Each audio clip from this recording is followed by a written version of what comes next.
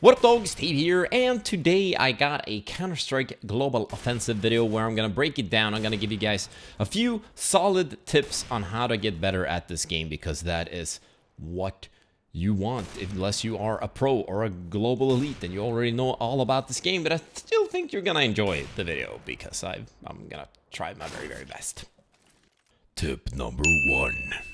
Play the game, you butthole. That's as easy as it gets. Just practice a lot. Play matchmaking, play Face It, play ESEA, play CSGO, play death matches, play gun game. Gun game, that was like the first thing I started playing when Global Offensive came out. I was like, this is still super duper fun.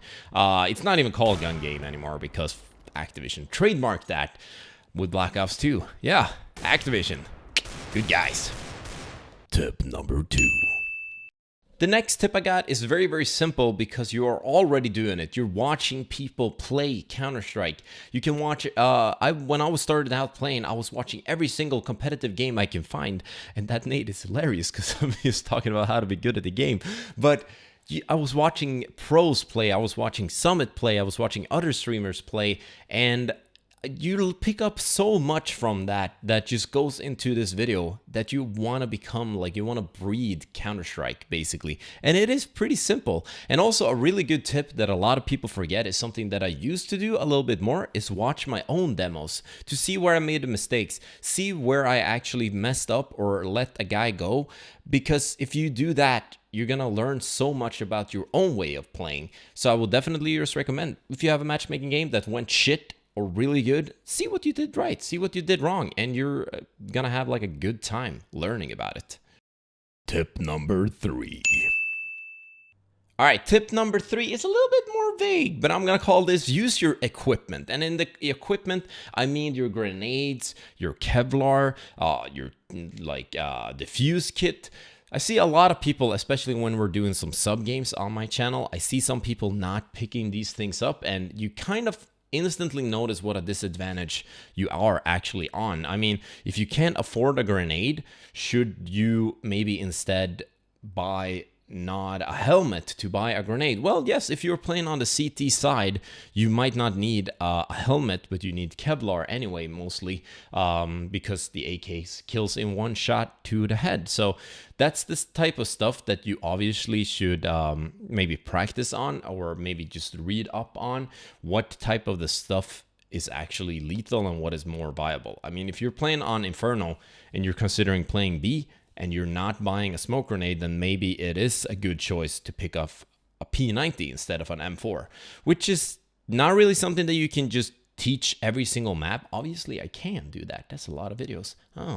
But I think it's just better if you play, and especially if you play with someone who has played a little bit more than you. Maybe you ask a teammate when you are playing on a new map, like, what should I get here? Should I get like a M4 or a UMP with a smoke grenade and Kevlar? Yeah. Tip number 4.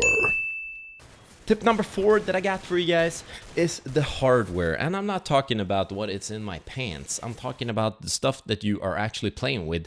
Your mouse, your keyboard, the computer that you are on. You kind of want to look over this because video gaming is a hardware sport. It's like hockey. If you can't play hockey without a stick, Tiger Woods don't play good with like a shitty golf club. I gotta stop making fucking sports references. But if you want to get better at the game, spending a couple of extra bucks, and if there is, like, video game is more than a hobby, it's something that you love, so maybe saving up to get that mouse with a really good sensor might actually be worth it. Tip number 5. All right, gamesense. What the fuck is gamesense? Gamesense is, for me, when you know how to play the game, how to move around the map, how to out-frag a dude that's aiming better than you, just because you know where to place yourself, where to throw a flashbang grenade.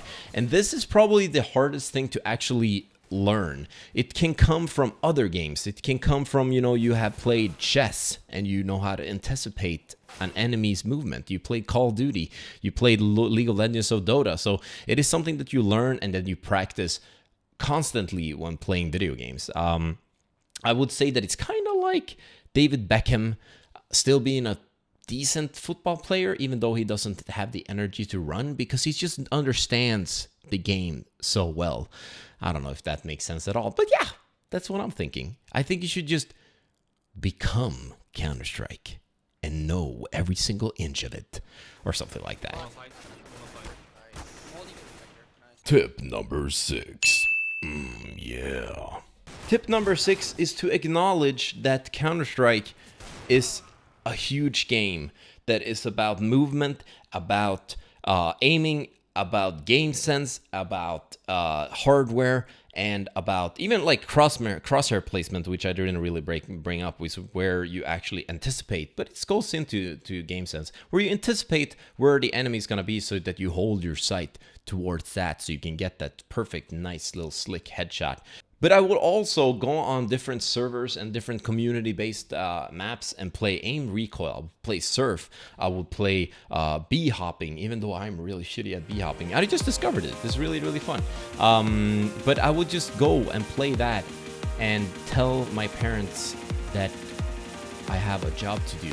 I'm going to become a Counter-Strike pro.